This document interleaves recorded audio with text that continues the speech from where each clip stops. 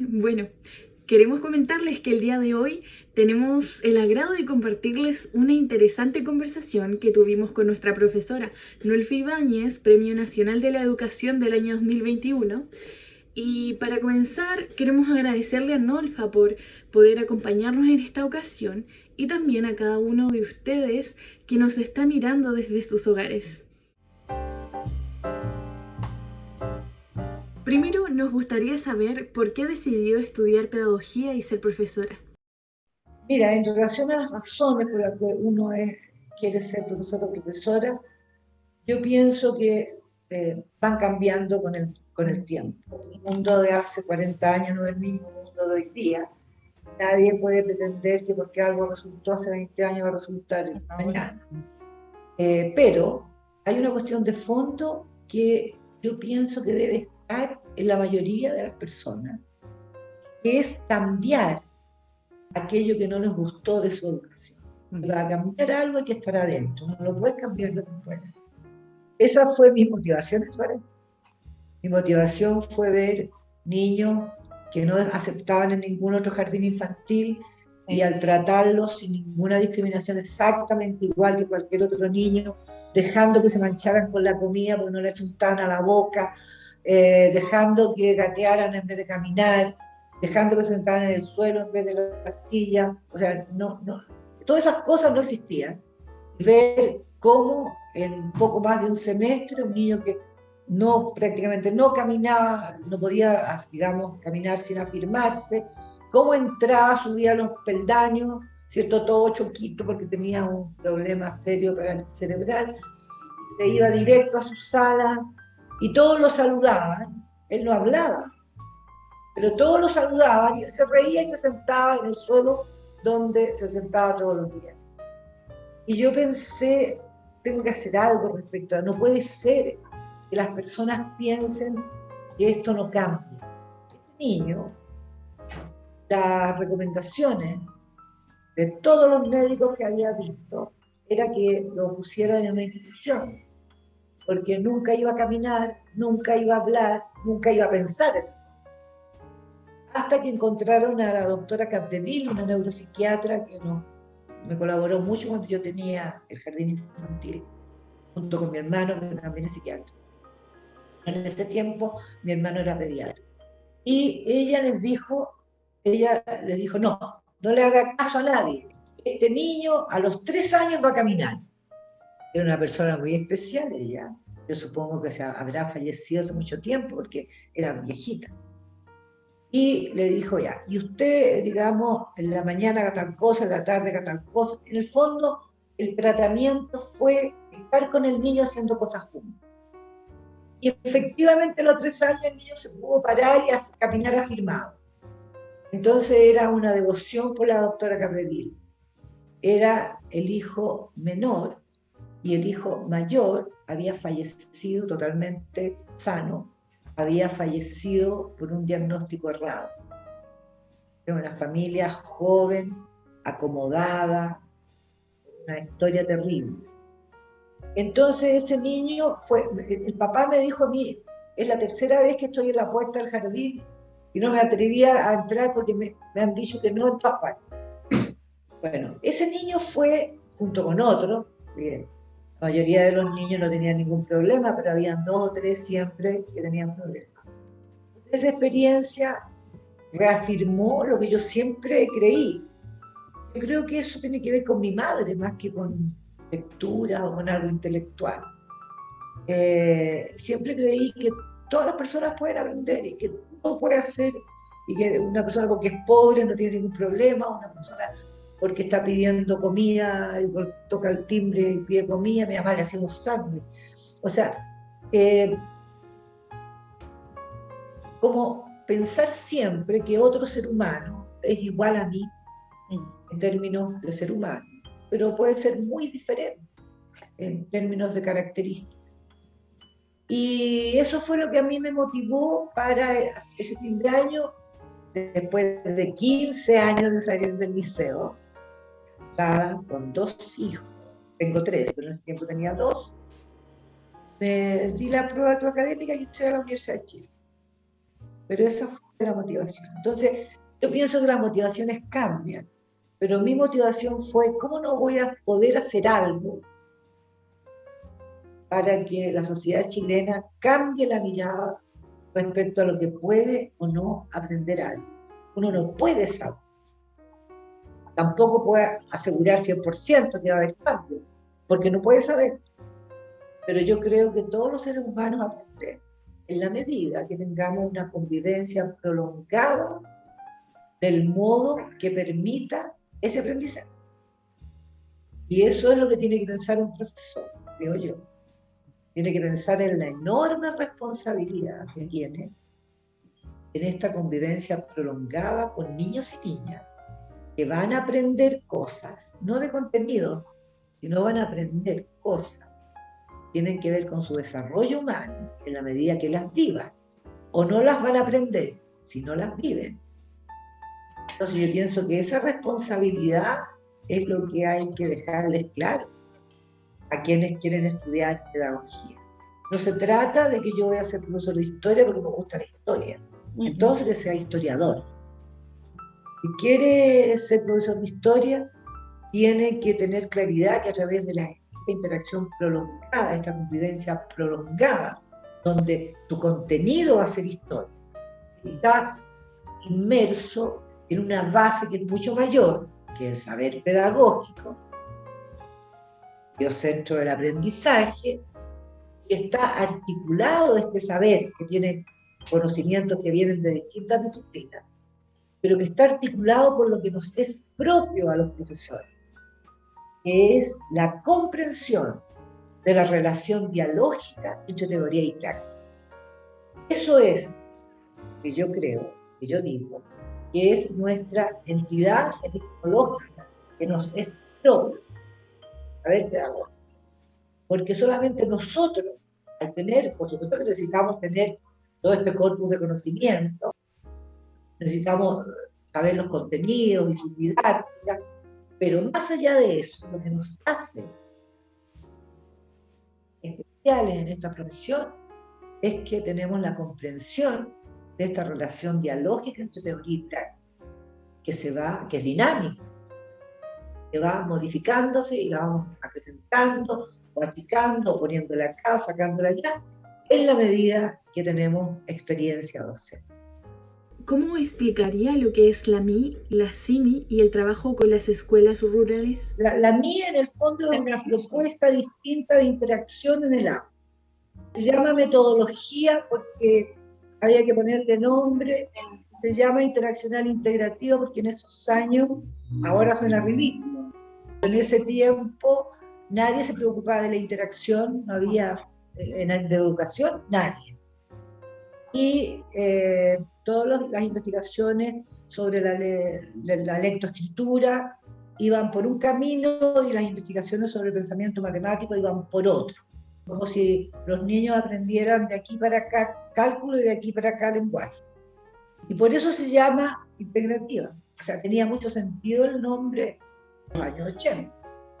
Por eso se llama así tan raro. Claro, mira, lo que pasa es que hay, a ver, por decirlo de forma simple, el discurso educativo que todos aceptamos, sus elementos centrales son los mismos que ocupan las personas indígenas en la crianza de sus niños. Entonces, la sociedad chilena no aprovecha nada. O sea, los niños indígenas son mucho más autónomos que los nuestros. Yo miraba a la niñita de 1 año y medio, de 3 meses, parecía un genio al lado de mi hijo cuando tenían esa edad. ¿Ya? Entonces, la autonomía, la solidaridad, todo lo que sea el compartir. Bueno, es increíble el no mostrar el error, permitir que se haga una y otra vez hasta que se aprende. Una serie de esas cosas. Y en el campo, uno cuando va a la familia, muchas tienen huerta, otros son pequeños campesinos, o otros, a pesar de que están trabajando en la universidad, como en el norte, por ejemplo, una de las familias, el jefe de familia es un doctor en historia, pero él igual todos los años sube a su casa en el altiplano, ¿cierto? Y participa y va a cosechar sus papas, etcétera, etcétera. Bueno, entonces yo les propuse a los grupos que estaban trabajando conmigo y a sus conocidos, sus amigos, todos profesores o educadores tradicionales, que no son profesores, pero que son elegidos por sus comunidades para ir a hacer la dupla pedagógica con el profesor o profesor. Él, que es otra tontera de esta política educativa, en lugares donde hay alta población indígena. Deberían estar donde no hay población, pero están solo donde hay población. Entonces conversamos con ellos, les propuse yo el tener la posibilidad de una instancia de encuentro con estudiantes de pedagogía, a cargo ellos de sus clases, que nadie les diga lo que tienen que decir, ni cómo, ni nada, en la medida que los profesores de la UMS aceptaran. Ellos todos estuvieron de acuerdo, vinieron incluso de otras comunidades, de otras regiones, además de los que trabajaban conmigo, y después en la universidad, con el apoyo de la decana entonces, Ana María Figueroa, hicimos un convenio con la CONADI, una vez que tuve certeza de que había profesores que sí querían participar en la cátedra. Para participar tenían que dejar un espacio en su programa, a la CIMI, sacar algo de su programa y dejar algo una semana, porque la idea es que ellos venían 1 o 2 semanas. Y cuando gestioné la cátedra con CONADI, ahí hubo muchos problemas, porque ellos las cátedras las hacen de otra manera. Pero yo diseñé la CIME, la inscribí de propiedad intelectual y les dije esto o nada. Y ellos aceptaron. Y fue entonces así la inscripción y así el acuerdo de CONADI, que creo que puso, yo creo que no alcanzaron a hacer 20 millones de pesos anuales. Con eso se hizo todo. Entonces vinieron durante una semana, le pagamos el alojamiento, la comida, las horas de clase, exactamente igual que el nivel más alto de los profesores en la UNCE. Y ellos hicieron sus clases con absoluta autonomía, en distintas carreras, de la Facultad de Filosofía primero, y con el éxito que tuvieron, después al año siguiente hicimos lo mismo, pero ya en toda la universidad. Yo después conversando con profesores de química, por ejemplo, de arte, de castellano, de historia, de educación física, de básica, me decían lo maravilloso que había sido para ellos escuchar una clase de alguien que muchas veces no era profe, sino solo educador tradicional, ¿ya? Cómo las cosas, por ejemplo, en química, cómo los estudiantes habían visto elementos que ellos estaban estudiando en términos químicos, cómo se les arreglaba el agricultor de una determinada zona para no usar pesticidas, sino hacerlo, digamos, con cuestiones naturales. Sí, pues. También la parte de las matemáticas fue muy... Incluso a partir de eso, hay profesores que estaban haciendo un programa en Mapudungun en relación a las matemáticas, profesores de básica. Bueno, fue así, tuve muchos buenos comentarios. Y las personas que vinieron quedaron muy contentas. Como decía un campesino, un comunero mapuche que había estudiado pedagogía, pero que era ahora, no alcanzó a terminar, y es educador tradicional, decía, cuando la universidad enseñe, decía él, la verdadera historia del pueblo mapuche, entonces yo me voy a sentir reconocido. Y ellos aquí se sintieron reconocidos, vieron que era igualdad de condiciones, se sintieron acogidos, los profesores y las profesoras se portaron estupendo, nadie intervino en la clase, estaban los profesores, por supuesto, pero cada profesor o profesora hizo su clase como le pareció, y en el fondo yo creo que hubo poca clase y mucha respuesta a preguntas, porque los estudiantes estaban muy interesados en muchas cosas, muchas de las cuales los indígenas no, las personas que vinieron no se las esperaban. Preguntas sobre la homosexualidad, por ejemplo, preguntas sobre el machismo, preguntas. Y es curioso, porque cuando alguien le pregunta a una persona indígena por la homosexualidad, se lo pregunta en el paradigma occidental. Entonces, la persona indígena les va a responder siempre, de cualquier parte. Por ejemplo, no, entre los mapuches no hay homosexuales, entre los aymaras no hay homosexuales, entre los no sé qué, no sé. Pero no tiene que ver con la respuesta que nosotros escuchamos desde el mundo occidental. No significa que no hayan homosexuales o transgéneros, no, pero para ellos eso no existe. O sea, no es tema en el fondo de discusión. No, para nada. Entonces claro. No hay homosexual, no hay transgénero, no hay... Y cuando yo he visto la reacción de personas cuando han respondido así, y dicen, pero ¿cómo? Si hay en todas partes del mundo. Entonces, ven ustedes, la lógica de pensamiento es completamente distinta. Y eso deberíamos aprender. Y eso posibilita la cátedra indígena. Entonces, ¿cuándo va a haber otra vez la opción de traer 10, 20 personas de distintas regiones que tienen que pedir permiso en su escuela, dejar su trabajo, dejar su familia, que para ellos es muy importante, alejarse, y venir a hacer clases?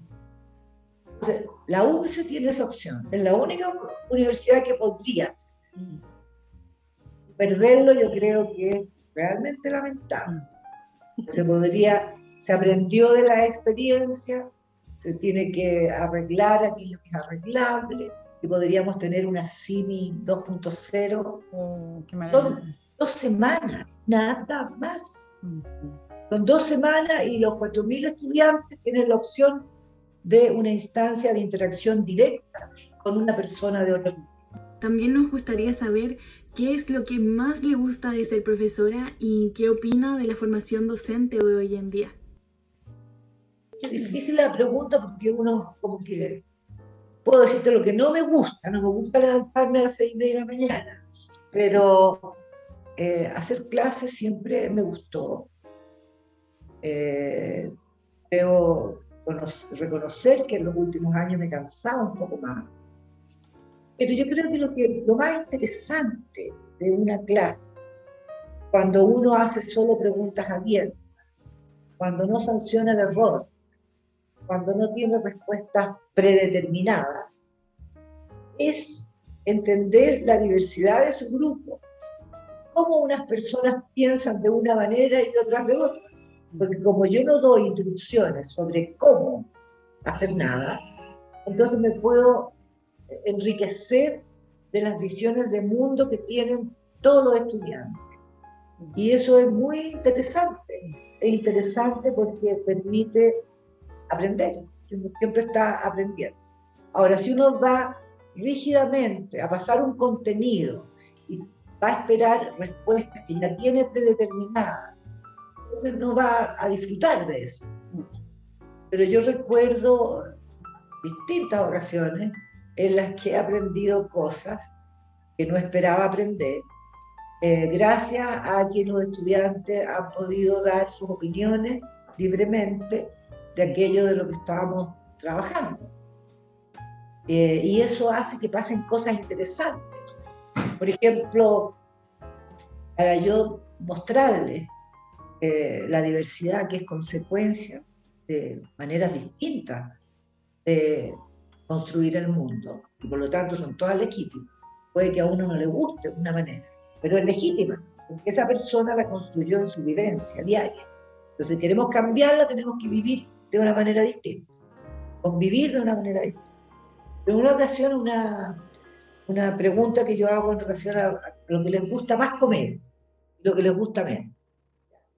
En esa actividad, que es un taller de aprendizaje de la MI, no les voy a contar cómo se hace, pero en términos de resultados, bueno, a unas personas les encantan los porotos granados, detestan los porotos granados, a uno las guatitas, a la mayoría, ¿cierto?, son asquerosas, y para unas son exquisitas porque las hacía la abuelita. Entonces ahí ellos van aprendiendo que lo rico no está en la guatita o en los porotos granados, porque si estuviera en el objeto, a todos nos gustaría, pues si es rico. Permite darse cuenta de que la realidad, uno no puede tener acceso a una realidad con independencia de uno, y que por lo tanto toda construcción de mundo es legítima. Bueno, en esa actividad, lo Alberida, una estudiante, hace pocos años atrás, dijo, a mí lo que más me gusta son los dátiles. Y nadie en el curso había comido nunca dátiles. Yo solo que eran muchos. Nadie había comido dátiles. ¿Ya? Entonces nadie pudo opinar porque no habían comido nunca dátiles y por lo tanto no sabían si les gustaba, si no les gustaba, si no. O sea, había algo que una persona era de referencia, comer eso, iba especialmente a La Vega a comprar. En el curso, muchacha de la misma edad de todos, y nadie tenía idea de ese producto. Pero esta niña no hizo solo eso y no conversamos solo de eso. De que cuando las cosas no están en la experiencia, no existen, porque para nadie existían los dátiles, habían escuchado el nombre, pero para nadie existían como alimento. Y a la clase siguiente esta niña llega con una gran bolsa de dátiles. Todos comimos dátiles, ¿ya? Y eso yo lo usé para esto que tú me estabas preguntando, la realidad de cómo tú amplías el mundo. Lo mismo que hicimos con los dátiles, lo haces con los conceptos, lo haces con las relaciones, lo haces con una perspectiva epistemológica. Y la segunda cosa que tú me preguntaste, que, bueno, tiene que ver con cómo se da la formación. Yo pienso que la formación, aunque en un poquito menor grado, pero igual tiene el problema monstruoso del currículum. Y tiene, creo yo, menos aceptable incluso que en los demás niveles educativos. Porque a ningún profesor universitario se le escapa, ¿cierto?, el hecho de que el contenido lo puede encontrar el estudiante en la tecnología, y está mucho más seguro que puede filtrar eso, de modo de estar seguro que lo que está viendo es confiable. Entonces, vamos en la formación muy poco tiempo para la resolución de problemas, muy poco tiempo para la indagación y la reflexión sobre, y pasamos contenido. ¿Por qué hay contenido en la formación docente? Puede uno, con un contenido, trabajar lo que es importante para ese contenido, para que el futuro profesor aprenda en qué contexto. A ver, ¿cómo me explicaría mejor? Ese contenido, lo valioso que tiene para el futuro profesor es saber cómo se aplica. Saber dónde, por qué, cómo y para qué sirve. Y yo creo que eso se hace poco en la formación docente. Entonces yo creo que eso es algo que la formación debiese reestructurar.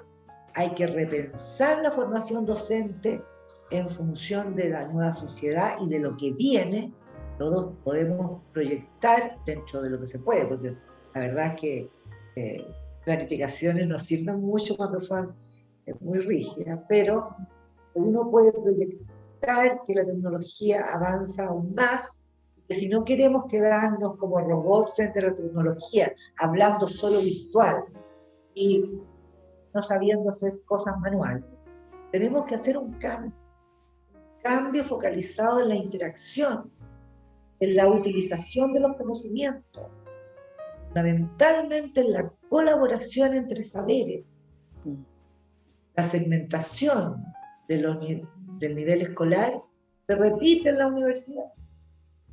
¿Ya? En una misma carrera, por un lado hay un tipo de contenido, al otro, otra asignatura, otro tipo de contenido, otra asignatura, otro tipo de contenido disciplinar, me refiero, en la misma carrera.